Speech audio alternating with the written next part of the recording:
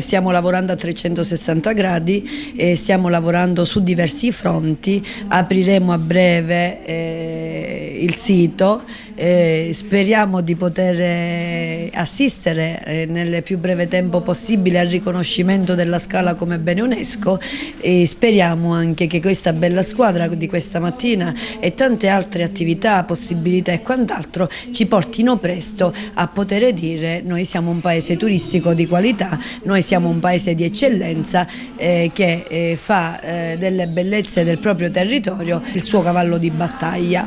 Ringrazio la sindaca di Realmonte che ci ha dato la possibilità di realizzare per me un sogno, un qualcosa che è unico in Sicilia, aver organizzato il marketing territoriale. Abbiamo fatto scendere una relatrice dal Veneto, è veramente esperta, principalmente in attività turistiche.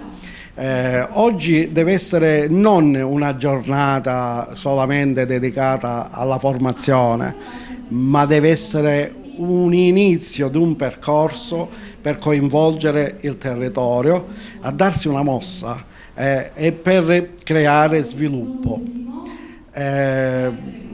Noi ce la stiamo mettendo tutta, siamo una scuola di formazione, ci interessiamo alla formazione, ma dovremmo fare anche tutti impegno sociale. Abbiamo creato un'area che si chiama welfare e che cerchiamo persone, imprese, amministrazioni che ci affianchino.